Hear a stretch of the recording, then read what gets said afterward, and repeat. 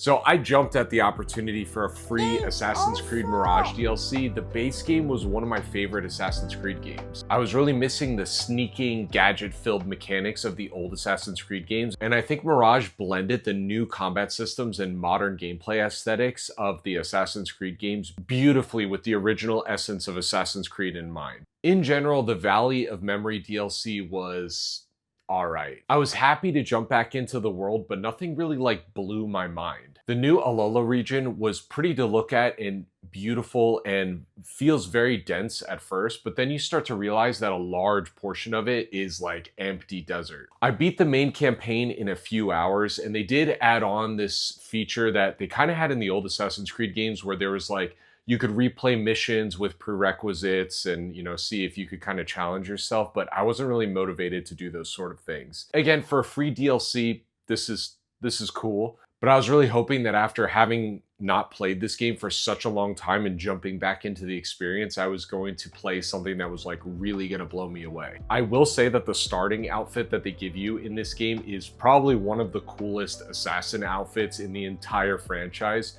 Those concept artists at Ubisoft, they're doing nasty work. I do think that Basim is one of the strongest Assassin's Creed protagonists, especially after you piece together his whole arc between this game, the DLC, and Valhalla. So it was cool to explore more of his backstory in the DLC and how they sort of pieced some of the things that happened in the main game into the DLC, like how some of the events kind of transpired.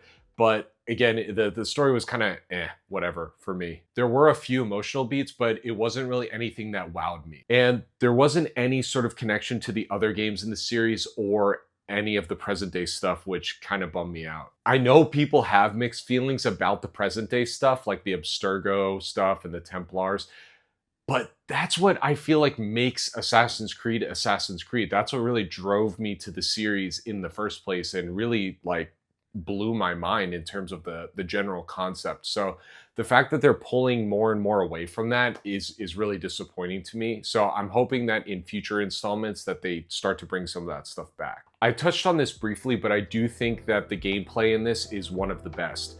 They also added an update for this DLC as well that kind of gives you modern controls. There is a button to actually allow you to jump by yourself without you having to snap to the next rooftop or to the next cliff edge or whatever, which is kind of a nice feature. Everything just feels really smooth in terms of the climbing and the parkour stuff in this game. And the design of the enemy encampments really asked me to think about how I wanted to approach the objective, how I wanted to sneak around.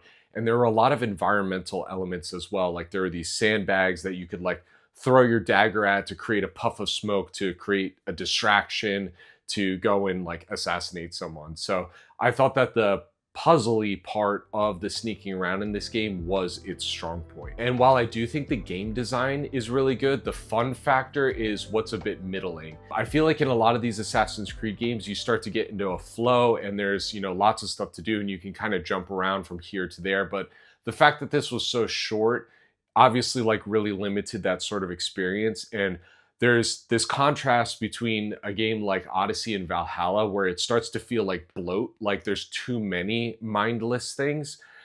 So I think that in the main game of Mirage, the fact that it took place in one city, the fact that there was still a lot of things to do, and there was the main storyline, it was that perfect blend for me personally in terms of fun of okay, I'm gonna go mess around in this side area, and then I'm going to come back to the main mission. I'm going to go try to upgrade my outfit or find a new weapon or whatever. I don't like these games that are starting to be 150-hour long campaigns where you're just doing the same thing over and over and over. I'm actually feeling a bit of fatigue with Assassin's Creed Shadows right now. I've taken a 6-month break from that game just because I got kind of bored with it.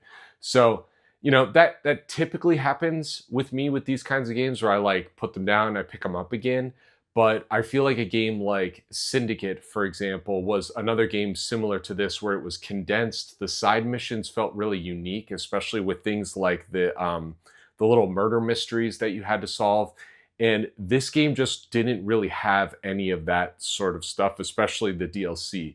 There are some little side things that they added that were kind of fun. You could go find these music sheets and bring them back and play them on the oud, which is like this Middle Eastern guitar thing, which was kind of cool. Like I liked that, but there weren't a whole lot of them, and they weren't, I don't know, the most interesting. And I think a lot of that has to do with the fact that the villages were so small. Like there was really only so much space you could run around to even collect anything. And like I said before too, the desert was just so huge and barren that I don't know, it was kind of a missed opportunity to do potentially some other stuff, even if it was like combat. Some of the older Assassin's Creed games have these like mystical boss battles and stuff like that. And I feel like having this giant desert would have been a great opportunity for at least like one crazy mythical boss to go fight. I think that could have been cool. So I would give this DLC a 6 out of 10.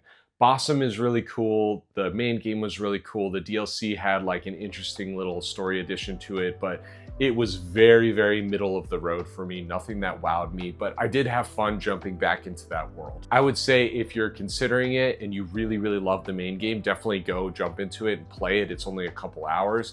But if you're kind of like, whatever, there's plenty of other Assassin's Creed games to play.